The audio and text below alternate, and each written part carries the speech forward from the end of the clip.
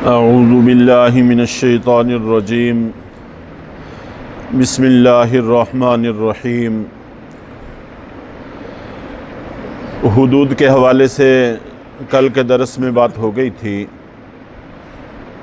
और आम सज़ाएँ जो अल्लाह ताला ने तय नहीं फरमाई, जिनको ताज़ीरात कहते हैं, गुज़श्ता दरसों में उसकी वजाहत भी हो गई है। और क़िसास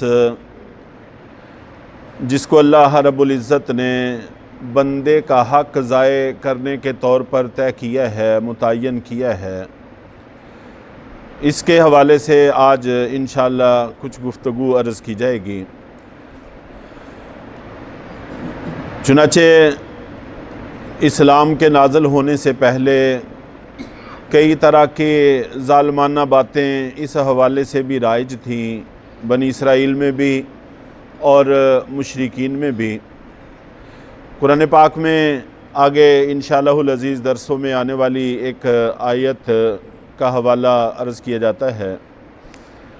अन्नन नफ्स बिन नफ्सी वल आइन बिल आइनी वल अनफ बिल अनफी वल उज़ुन बिल उज़ुनी वस्सिन्न बिस्सिन्नी वल जुरूह क़िसास, कि जान के बदले में जान है और आँख के बदले में आँख है और नाक के बदले में नाक है, कान के बदले में कान है और दांत के बदले में दांत है, और बाकी ज़ख्मों में भी जिनमें क़िसास लेना मुमकिन है, क़िसास लिया जाएगा। तो अल्लाह रब्बुल इज़्ज़त ने ये बातें तय फरमा दी हैं। चुनाचे बनी इसराइल में दो कबीले थे, कबीला बनु नज़ीर और कबीला बनु कुरैज़ा, जो मदीना मुनव्वरा में आबाद थे। कबीला बनु नज़ीर ताकत में और मालदारी में निस्बतन ज़्यादा खुशहाल और ज़्यादा ताकतवर था, और कबीला बनु कुरैज़ा इनकी बनिस्बत कमज़ोर था। चुनाचे उन्होंने तालीमात से हट कर जो ज़ालिमाना कानून नाफज किया हुआ था वो ये था कि अगर कबीला बनु नज़ीर का कोई कत्ल हो जाता बनु कुरैज़ा के हाथों से, तो वो इनसे क़िसास भी लेते थे और दियत भी लेते थे, दोनों चीज़ें वसूल करते थे। और अगर इसके बरक्स हो जाता कि कबीला बनु कुरैज़ा का कोई कत्ल हो जाता बनु नज़ीर के हाथों, तो क़िसास तो बिल्कुल नहीं देते थे और दियत भी आधी देते थे। तो अल्लाह रब्बुल इज़्ज़त ने मना फरमा दिया कि ये बात ठीक नहीं है, बराबरी ज़रूरी है। इसी तरह दूसरे पारे में भी वहाँ क़िसास के हवाले से बड़ी तफसील से गुफ्तगू हुई थी। वहाँ पर भी अल्लाह रब्बुल इज़्ज़त ने इस बात को बयान किया था, ये मुशरिकीन के अंदर और इसी तरह बनी इसराइल के अंदर ये भी राइज था कि अगर किसी कबीले और वो कबीले की कोई औरत कत्ल हो जाती और वो कबीला बड़ा होता, ताकतवर होता, तो वो कातिल कबीले से औरत के बदले में कातिल को कत्ल करने का तकाज़ा नहीं करते थे, बल्कि कहते थे कि हम इसके बदले में कोई बड़ा आदमी कत्ल करेंगे। और अगर इनकी कोई दूसरे कबीले की इनके हाथों कोई मर्द कत्ल हो जाता, तो कहते या कोई ग़ुलाम को कत्ल कर दो या किसी औरत को कत्ल कर दो, हम बदले में मर्द को कत्ल नहीं करने देंगे। वहाँ पर काफ़ी तफसील से इस हवाले से बात हुई थी। तो क़िसास ऐसी सज़ा है जो अगरचे अल्लाह ताला ने बंदे के हक़ के ज़ाय करने के तौर पर तय की है, लेकिन तय कर दी है, इसमें अपनी तरफ से किसी कमी और इजाफ़े की गुंजाइश नहीं है, तयशुदा सज़ाएँ हैं। हाँ, अलबत्ता चूँकि ये बंदे के हक़ के तौर पर तय की गई है, इसलिए अल्लाह रब्बुल इज़्ज़त के यहाँ तालीमात ये हैं कि जब ये जुर्म साबित हो जाए तो फिर वरसा के हवाले मामला कर दिया जाता है। अगर वो क़िसास लेना चाहें तो कत्ल करवा सकते हैं, अगर मुआफ़ करना चाहें तो मुआफ़ करने का भी उनको पूरा हक़ दिया जाता है। और फिर दूसरे पारे में जहाँ क़िसास का बड़ी तफसील से तज़किरा है, उसके सियाक से ये बात भी वाज़े तौर पर समझ में आती है कि अगर वरसा क़िसास मुआफ़ कर दें तो अल्लाह ताला इसको पसंदीदगी की नज़र से देखते हैं, क्योंकि मकसूद जराइम की रोकथाम है, मकसूद बंदे मरवाना नहीं है। अल्लाह ताला ने यहाँ पर यही फरमाया है कि क़िसास में हयात है। अगर तुम अकल से काम लो तो तुम्हें ये बात अच्छी तरह से समझ में आ जाएगी।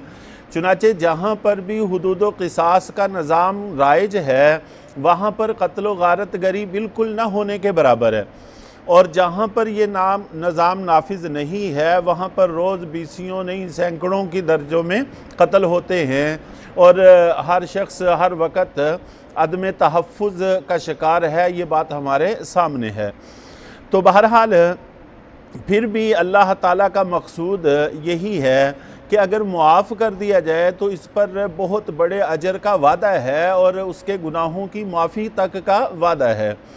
और फिर मुआफ़ करने में अल्लाह ताला ने इतनी गुंजाइश रखी है कि वारसा अगर फ़र्ज़ कर लें कि 10 आदमी वारिस हैं, उनमें से कोई एक भी माफ़ कर दे तो क़िसास साक़ित हो जाता है, फिर उससे क़िसास नहीं लिया जा सकता। 10 के 10 का माफ़ करना ज़रूरी नहीं है, बल्कि क़िसास के माफ़ होने के लिए किसी एक का माफ़ कर देना भी काफ़ी है।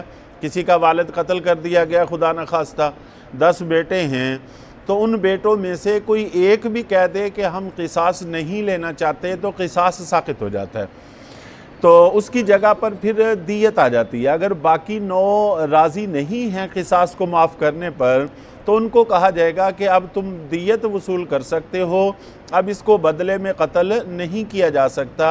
अल्लाह ताला ने उनके हक़ की हिफाजत भी की है कि वो दियत की शक्ल में अपना हक़ वसूल कर सकते हैं, लेकिन इस आदमी को एक के माफ़ करने की वजह से तहफ़्फ़ुज़ भी दे दिया है। तो अल्लाह रब्बुल इज़्ज़त का ये निज़ाम है जिसको समझने की कोशिश करनी चाहिए।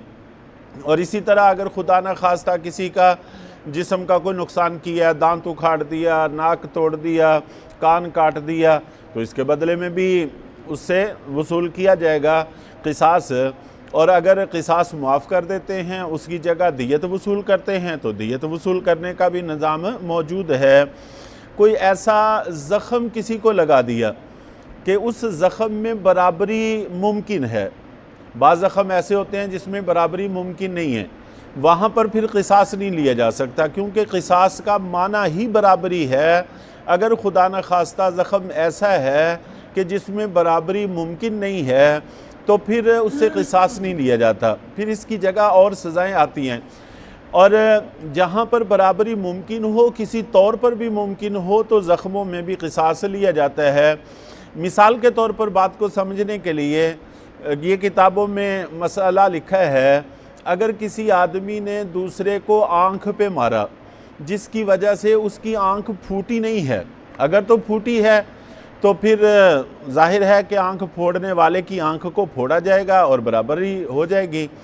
लेकिन आँख फूटी नहीं है, आँख की बिनाई चली गई है, तो अब दूसरे शख्स की बिनाई को ख़त्म करना, उसका तरीक़ाकार भी किताबों में लिखा हुआ है कि उसको, जैसे उसने अगर कोई चीज़ मारी है जिसकी वजह से बिनाई चली गई है, कोई चीज़ मार के बिनाई को निकालना ज़रूरी नहीं है कि उसकी बिनाई भी ख़त्म हो जाए, आँख बच जाए और बिनाई ख़त्म हो जाए, ऐसा कोई ज़रूरी नहीं है। चुनांचे उसका तरीक़ाकार लिखा हुआ है कि गीली रुई लेकर उसकी आँख पे रखी जाए और उसको ऊपर से सेक दिया जाए, जिसकी वजह से तपश दी जाए, तो उसकी आँख की बिनाई ख़त्म हो जाएगी। तो इस तरीक़े से उसकी आँख की बिनाई को ख़त्म किया जाएगा। तो बराबरी बहरहाल ज़रूरी है, बदला लेने वाले को जालिम की जगह पर खड़ा करने की इजाज़त नहीं है। जितना इसने नुकसान किया है उतना ही उसका नुकसान करना अगर मुमकिन है तो बदला लिया जाएगा, अगर मुमकिन नहीं है तो फिर बदला नहीं लिया जाएगा, उसकी जगह पर फिर और सज़ाएँ आ जाती हैं। तो बहरहाल क़िसास ये भी अल्लाह की तरफ से तयशुदा निज़ाम है और अल्लाह ताला ने हर चीज़ का क़िसास तय कर दिया है, और इस तय करने के बाद इसमें कमी ज़्यादती हम अपने तौर पर नहीं कर सकते। अलबत्ता चूँकि ये बंदे के हक़ के तौर पर तय की गई है, इसलिए अगर बंदा अपना हक़ माफ़ करना चाहे तो उसको माफ़ करने का हक़ हासिल है, क़िसास भी माफ़ कर सकता है। और दियत भी माफ़ कर सकता है, लेकिन दियत सिर्फ अपने हिस्से की माफ़ कर सकता है, दूसरे वरसा के हिस्से की माफ़ नहीं कर सकता। वो हर आदमी अपनी अपने हिस्से की दियत माफ़ करेगा तो माफ़ होगी, वगरना बाकी उसको अदा करनी पड़ेगी। अलबत्ता क़िसास एक ऐसी चीज़ है जो तक़सीम को कबूल नहीं करता, इसलिए किसी एक ने भी माफ़ कर दिया तो सब की तरफ से उसको माफ़ समझा जाएगा।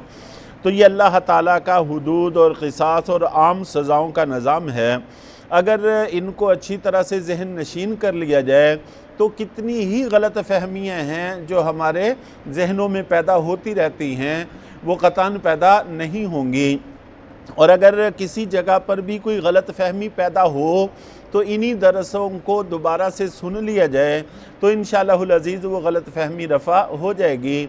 बाकी तफ़सीलात इसकी बहुत ज़्यादा हैं और ये एक पूरा बाब है और जिस पर बड़ी बड़ी किताबें लिखी गई हैं और क़ानून की किताबें भी ज़ाहिर है कि इन्हीं हुदूद व क़िसास और बदलों की सज़ाओं से भरी पड़ी हैं, जिनका अहाता दरसों के अंदर मुमकिन नहीं है।